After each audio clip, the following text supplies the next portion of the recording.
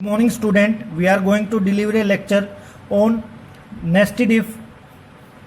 Last video lecture में हमने nested if किया था, उसमें किया था what is nested if, syntax of nested if और एक एग्जांपल किया था ग्रेटेस्ट आउट ऑफ 3 नंबर किसका यूज करके, नेस्टेड इफ का यूज करके। आज का जो हमारा प्रोग्राम है, write a program find the year is a leap year or not, मतलब हमने ये चेक करना है हमारा वो लीप ईयर है या नहीं है।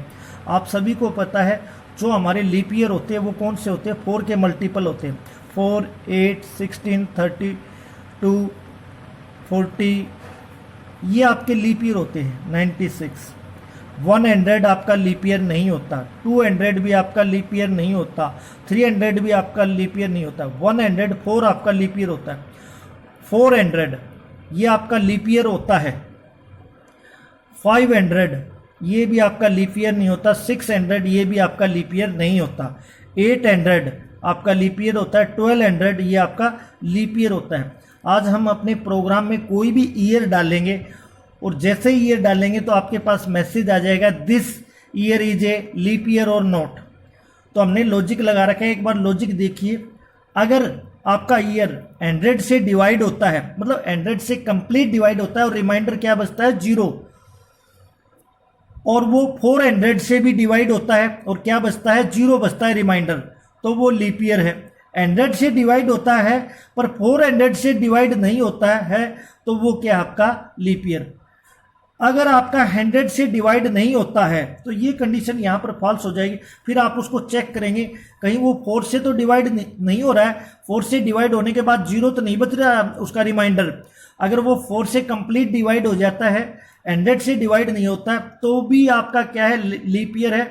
अगर 100 से भी डिवाइड नहीं होता और 4 से भी डिवाइड नहीं होता कंप्लीट, तो वो आपका क्या है लीप ईयर नहीं है। हम देखेंगे आज प्रोग्राम की हेल्प से कैसे हम लीप ईयर निकालते हैं।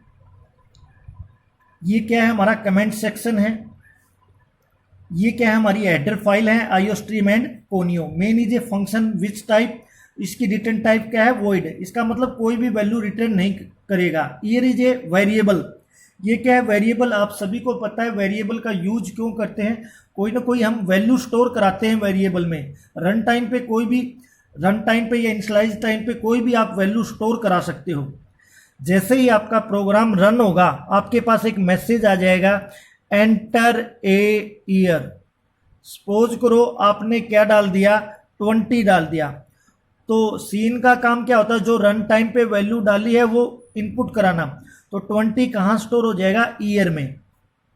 अब आगे लॉजिक आपने क्या लगा रखा है, इफ ईयर परसेंट, देखो 100 इक्वल टू 0। आपको पता होना चाहिए ये जो ऑपरेटर है ये रिमाइंडर ऑपरेटर होता है C++ के अंदर। अगर किसी का रिमाइंडर निकालना हो तो इस ऑपरेटर का हम यूज करते हैं।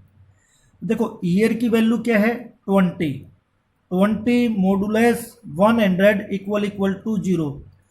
देखो 20 को 100 से डिवाइड करेंगे तो आपका रिमाइंडर क्या बचेगा, रिमाइंडर कितना बचेगा 20 ही बचेगा। 20 इक्वल टू 0, क्या ये कंडीशन ट्रू है, नहीं ये कंडीशन ट्रू नहीं है, ये कंडीशन क्या है फॉल्स। फॉल्स, देखो इफ किसको रिप्रेजेंट करता है ट्रू को, तो ये पूरा ब्लॉक क्या हो गया आपका स्किप हो गया और ये किस में चला जाएगा आपका एल्स ब्लॉक में चला जाएगा, यहां आ जाएगा। एल्स में गए तो एक और कंडीशन मिली, एल्स में कंडीशन मिली, इसलिए ये नेस्टेड इफ का एग्जांपल है। If year percent 4 equal to 0। देखो ईयर की वैल्यू क्या है हमारी 20% 4 इक्वल टू 0। 20 को 4 से डिवाइड करेंगे तो रिमाइंडर हमारा क्या बचेगा 0। 0 के इक्वल होता है। कंडीशन बताओ ट्रू या फॉल्स, कंडीशन यहाँ पर क्या होगी ट्रू होगी। ट्रू होगी तो ये इसके अंदर एंट्री कर जाएगा, आपका मैसेज क्या हो जाएगा लीप ईयर। यहाँ से मैसेज आपका क्या प्रिंट हो जाएगा लीप ईयर।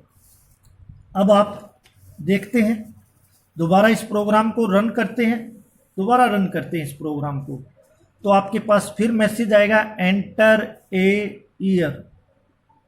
तो अब आपने 20 की जगह क्या स्टोर कराया 18 स्टोर कराया।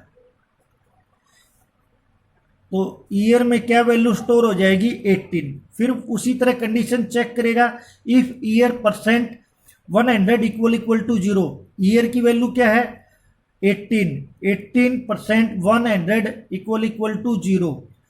भाई 18 को 100 से डिवाइड करेंगे तो मॉडुलस कितना बचेगा, 18 ही बचेगा।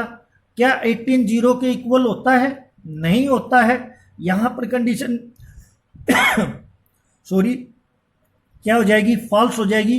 फॉल्स होते ही क्या हो जाएगा, ई ब्लॉक क्या हो जाएगा आपका, स्किप हो जाएगा और सीधा वो कहां चला जाएगा, एल्स ब्लॉक में, यहां चला जाएगा। यहां देखो एल्स ब्लॉक के अंदर एक और कंडीशन लगी हुई है, if year percent 4 equal to 0, तो ईयर की वैल्यू क्या है हमारी 18, 18% 4 इक्वल टू 0। कंडीशन ट्रू या फॉल्स, देखो 18 को 4 से डिवाइड करेंगे तो क्या रिमाइंडर आएगा, तो कितना आएगा रिमाइंडर, 2 आएगा। 2 0 के क्या इक्वल होता है, 2 0 के इक्वल नहीं होता, तो यहां से कंडीशन हमारी क्या होगी, फॉल्स। फॉल्स है तो इसके फॉल्स ब्लॉक में चला जाएगा और यहां से मैसेज क्या प्रिंट हो जाएगा, नॉट ए लीप ईयर। एक बार फिर हम प्रोग्राम को रन करते हैं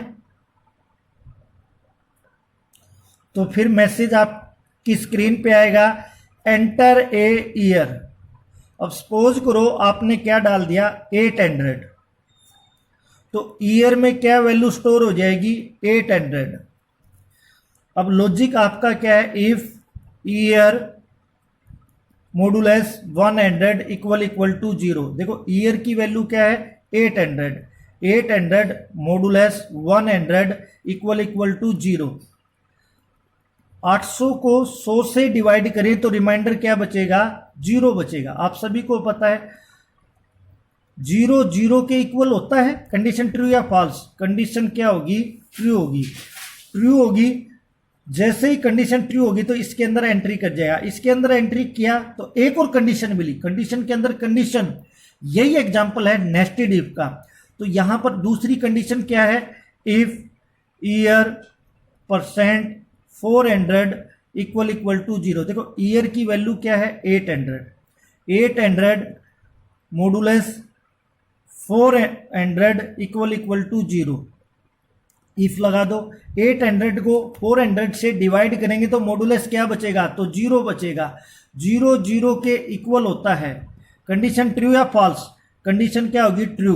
और ट्रू होगी तो ये इफ रिप्रेजेंट हो जाएगा, मैसेज क्या आ जाएगा यहां से, लीप ईयर। इस तरह हम नेस्टेड इफ में हमने एक प्रोग्राम बनाया जिसके द्वारा हमने ये फाइंड किया कि ये ईयर लीप ईयर है या नहीं लीप ईयर है। हम कुछ और क्वेश्चन करेंगे, उनका आउटपुट बताएंगे, उनका आउटपुट क्या आएगा। आपको कुछ क्वेश्चन दिखाई दे रहे होंगे 1 2 3 4। तो इनका हमें आउटपुट बताना है, इनका यहाँ से क्या आउटपुट आएगा। अब देखो फर्स्ट क्वेश्चन है, एक ही ये आपका मेन फंक्शन है, इसकी रिटर्न टाइप वॉइड है। अगर आपको ये कंप्यूटर पर कंपाइल और रन करना है तो इसके पहले आपको क्या लगा देनी है, header file hash include iostream.h hash include conio.h। उससे पहले आप पेन कॉपी का यूज करके इनका आउटपुट देखिए, आउटपुट क्या होगा। इनका एक आप स्क्रीनशॉट ले लीजिए जिसके थ्रू आपको ये पता चल जाए, बाद में आप प्रैक्टिस कर सको। वैसे मैं आपको होमवर्क में दूंगा भी। यहाँ ये आपका स्टार्ट ऑफ द प्रोग्राम, ए की वैल्यू क्या है 500, बी और सी की अभी कोई वैल्यू नहीं है। यहाँ पर कंडीशन लगा दी, इफ ए ग्रेटर देन 400। देखो ए की वैल्यू क्या है 500, 500 ग्रेटर देन 400। यही हुआ। कंडीशन ट्रू या फॉल्स, कंडीशन क्या होगी, ट्रू। देखो ट्रू होते ही ये ई ब्लॉक के अंदर है, ये नहीं है। अगर यहां पर ये पैरेंथीज नहीं है तो इसका मतलब ई ब्लॉक के अंदर केवल सिंगल स्टेटमेंट है।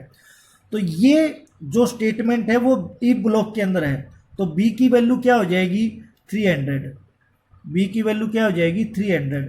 और ये क्या है, नेक्स्ट स्टेटमेंट पे है। सी की वैल्यू क्या है 200। अब बी और सी की वैल्यू प्रिंट कराओगे तो यहां से बी की वैल्यू तो क्या प्रिंट होगी 300 और सी की वैल्यू क्या प्रिंट होगी 200। अब अगला प्रोग्राम देखिए। देखो x की वैल्यू क्या है 10, y की वैल्यू क्या है 20। देखो x, देखो यहां पर एक सिंटेक्स लगा रखा है, if x equal equal to y। देखो ये आपका असाइनमेंट ऑपरेटर होता है सी प्लस प्लस में, ये आपका इक्वल टू होता है ऑपरेटर, इक्वल टू ये वैल्यू असाइन कराता है, ये कंपैरिजन कराता है। x की वैल्यू क्या है आपकी, देखो इसके पीछे हमने सेमीकोलन लगा रखा है, आप इस सेमीकोलन को यहां पर भी लगा सकते हैं, बात वही है, चाहे आप यहां पर लगा लो चाहे यहां। कहने का मतलब क्या है, इस इफ के अंदर क्या है, नल ऑफ स्टेटमेंट है, कोई स्टेटमेंट नहीं है। तो x की वैल्यू क्या है 10, y की वैल्यू क्या है 20। देखो x की वैल्यू 10, y की वैल्यू 20। इफ ये सेमीकोलन यहां है या यहां लगा दो, क्या 10 और 20 दोनों इक्वल है, नहीं इक्वल है, कंडीशन क्या हो जाएगी आपकी फॉल्स। तो ये आपका इफ ब्लॉक के अंदर नहीं है, ये ध्यान रखना आप। कई बच्चे क्या करेंगे, ये सीधा इसका आंसर दे देंगे भाई ये इफ ब्लॉक के अंदर है तो यहां से कुछ भी प्रिंट नहीं होगा। वो इस पर जरूर देना, इफ ब्लॉक इस पर जरूर ध्यान देना आप। इफ ब्लॉक के अंदर क्या है, ये नल ऑफ स्टेटमेंट है, ये क्या कहां है आपका नेक्स्ट स्टेटमेंट पर है, नेक्स्ट स्टेटमेंट पे।